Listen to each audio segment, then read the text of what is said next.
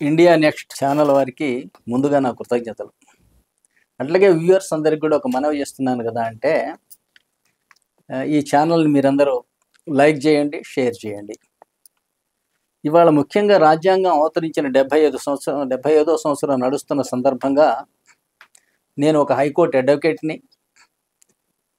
3.5 సంవత్సరాలు రాజ్యాంగం మీద నేను పరిశోధించి భారత ప్రజలమగు మేము, Indian politics versus Indian constitution అని గ్రంథాలు రచించిన మనిషిగా ఈ మాట్లాడే అవకాశం మీరు ఇచ్చినందుకు ముందు ముఖ్యంగా మీకు, మీ ఛానల్ వాళ్ళకి నా కృతజ్ఞతలు. నేను గత ఎపిసోడ్లో మీకు చెప్పాను,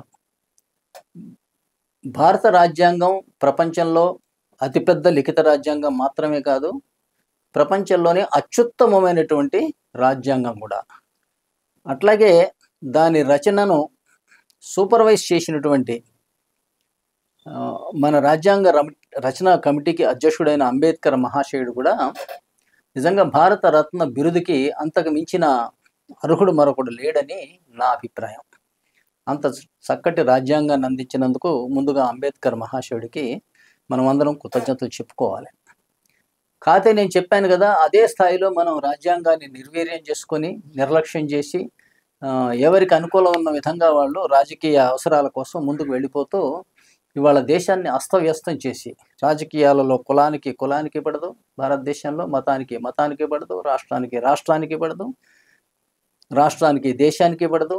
ఈ విధంగా ఏంటంటే ఒక అల్లకల్లోనటువంటి భారతదేశాన్ని సృష్టించి అంతులేని పేదరికం, అంతులేని అవినీతి భారతదేశంలో సృష్టించి ఇవాళ అరాచకం సృష్టిస్తున్నటువంటి రాజ్యాంగ నిర్లక్ష్యం, దాన్ని కూడా మనం గుర్తించుకోవాలి. ఇవాళ ప్రభుత్వాలు కానీ, ప్రతిపక్షాలు కానీ, న్యాయ వ్యవస్థ కానీ, పత్రికా రంగం కానీ, మేధావులు కానీ రాజ్యాంగాన్ని మరికొంత క్షుణ్ణంగా చదివి ప్రజలకు దీన్ని చేరువ చేయవలసిన అవసరం ఉంది, దీని సరైన దిశానిర్దేశంలో వెళ్లాల్సిన అవసరం ఉంది అనేది నా అభిప్రాయం. ముఖ్యంగా మీకు ఇంతకు ముందు నేను చెప్పాను కదా అంటే భారతదేశము సెక్యులర్ దేశము కాజాలదు అని మీకు ఒక విషయం చెప్పాను. ఇది భారత రాజ్యాంగ పీఠికలో ఈ సోషలిస్ట్ సెక్యులర్ ఫెడరల్ అన్న మాటలు పెడదాము అని socialist member KT Shah propose చేసినప్పుడు అంబేద్కర్ మహాశయుడు దానికి అభ్యంతరం తెలియజేశాడు. కానీ దురదృష్టవశాత్తు ఏంటంటే మనం ఈ రోజు వరకు కూడా భారతదేశాన్ని సోషలిస్టు సెక్యులర్ ఫెడరల్ పంథాలోనే నడుపుతూ ఉన్నాం. ఇది అంబేద్కర్ మహాశయుడికి మనం ఇచ్చే మంచి గొప్ప నివాళి మాత్రం కానే కాదు, కాజాలది. ఇది ఉదాహరణకి సోషలిస్ట్ అంటే భారత రాజ్యాంగంలో అసలు ముందుగా మనకి ఆస్తి హక్కు అనేది ఒక ప్రాథమిక హక్కుగా పెట్టారు. దాన్ని 1978లోనో ఏమో దాన్ని సవరణ ద్వారా తీసి ఆర్టికల్ 300A కింద ఒక రాజ్యాంగ హక్కుగా మాత్రమే మార్చారు, ప్రాథమిక హక్కు నుంచి తీసివేసి. అంటే ఆస్తి హక్కు మీకు ప్రాథమిక హక్కు అయి ఉండగా ఈ భారతదేశం సోషలిస్ట్ ఎలా అవుతుందో చెప్పండి. కానీ సోషలిస్ట్ పంథాలో నడపడం కోసం ఏం చేశారంటే దాన్ని కూడా రాజకీయ ఓటు బ్యాంక్ కోసమే మలిచి కులానికి మధ్య వ్యత్యాసం పెట్టేసి పబ్బం గడుపుకునే పరిస్థితి ఓటు బ్యాంకు రాజకీయాలు ఇవాళ రాజకీయ పార్టీలు చేస్తూ ఉన్నాయి. అట్లాగే సోషలిస్ట్ పంథాలో నడిపే భాగంగా ఏం చేశారంటే కాంగ్రెస్ పార్టీ ఇన్కమ్ ట్యాక్స్ని ఒక సందర్భంలో 87.5% ఇన్కమ్ ట్యాక్స్ ఉండేది. 100 రూపాయలు సంపాదిస్తే ₹87.50 మీరు ఇన్కమ్ ట్యాక్స్ కట్టాలి. ఇక మిగిలేది ఏముంది, ఎంతో సంపాదిస్తారు ఎవరైనా. అట్లాగే ఏంటంటే ఈ ప్రభుత్వ వనరులని వీలైనంత వరకు సమంగా పంచాలి అని, ఈ పంచుడు అనేది ఏముంది, నిజమైనటువంటి నిజాయితీతో జరిగింది కాదు. ఇది ఈ అధిక సంఖ్యాకులైన పేదలని మా పక్షాన ఉంచుకొని రాజకీయంగా అధికారంలో ఉండే ప్రయత్నం జరిగింది తప్పితే చిత్తశుద్ధితోటి భారతదేశంలో ఈ సామ్యవాదం అనేది మొదలు పెట్టలేదు. అయినా మనకి వాళ్ళ directive principles of state policy ఉన్నాయి రాజ్యాంగంలో, అంటే ఆదేశిక సూత్రాలు.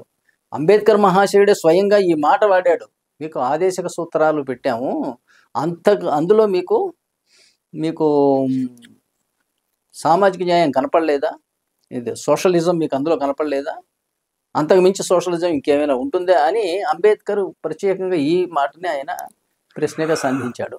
అందువల్ల భారతదేశంలో ఏంటంటే భారతదేశం సోషలిస్ట్ కాజాలదు, సెక్యులర్ కాజాలదు, ఫెడరల్ కూడా కాదండి. ఇప్పుడు ఉదాహరణకి ఫర్ ఎగ్జాంపుల్ సెక్యులర్ అన్న భావంతో ఏం జరిగింది, ఇందిరాగాంధీ గారు స్వర్ణ దేవాలయంలోకి సైనికులు వెళ్ళడానికి అనుమతించారు భింద్రన్వాలేని అరెస్ట్ చేయడానికి. వాళ్ళు ఏం చేశారు, చెప్పులతోటి దేవాలయంలోకి వెళ్ళిపోయారు. కారణం ఏంటంటే డ్యూటీ ముందు దేవుడు లేడు, ఏం లేదు, మాది సెక్యులర్, దేవుళ్ళని గౌరవించే సిస్టమ్ కాదు ఇది. సెక్యులర్ అంటే అర్థమే మతం లేదు అని చెప్పే విషయం అనమాట. మతానికి ప్రభుత్వానికి సంబంధం లేదు అని. కానీ దానివల్ల ఏం జరిగింది, ఇందిరాగాంధీ గారి ప్రాణాలు కోల్పోవాల్సి వచ్చింది. ఇది భారతదేశానికి తీరని లోటు. ఒక గొప్ప నాయకురాలను కోల్పోవడం అనేది ఒక పార్టీకో ఒక కుటుంబానికో కాదు. వాళ్ళు ఒకప్పుడు ఒకలా ప్రవర్తించి ఉండవచ్చు, కానీ వాళ్ళలో ఉన్నటువంటి నాయకత్వ లక్షణాలు ఏంటంటే ఈ దేశానికి అవసరం. ముఖ్యంగా ఈ రాజ్యాంగపరమైన అవగాహన వారికి జరిగినప్పుడు దాని ఫలితాలు దేశానికి చాలా బాగుంటాయి. అందువల్ల ఈ దేశము సోషలిస్ట్ కాజాలదు. ఎందుకు అంటే రాజ్యాంగంలో మనం ఆస్తి హక్కుని ప్రాథమిక హక్కుగా పెట్టుకున్నాము.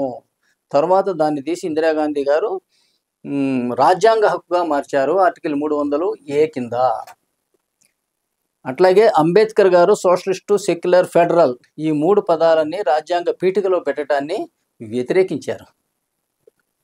అందువల్ల ఈ సోషలిజం సిద్ధాంతంతో ఈ పేదలకి సామాజికమైనటువంటి ఏదో బెనిఫిట్ చేస్తున్నామన్న పేరుతోటి ఓటు బ్యాంకును క్రియేట్ చేసుకునే ప్రయత్నం చేస్తున్నారు తప్పితే నిజమైనటువంటి సామాజిక న్యాయం కానీ రాజ్యాంగ పీఠికలో చెప్పినటువంటి జస్టిస్, లిబర్టీ, ఈక్వల్. జస్టిస్ అంటే ఏంటి, justice of social, political and economic, అవి ఆల్రెడీ అందులో ఉంది. అందువల్ల పర్టికులర్గా దాంట్లో సోషలిస్టు, సెక్యులర్ అని పెట్టవలసిన అవసరం లేదు అని అంబేద్కర్ గారు వాదించారు.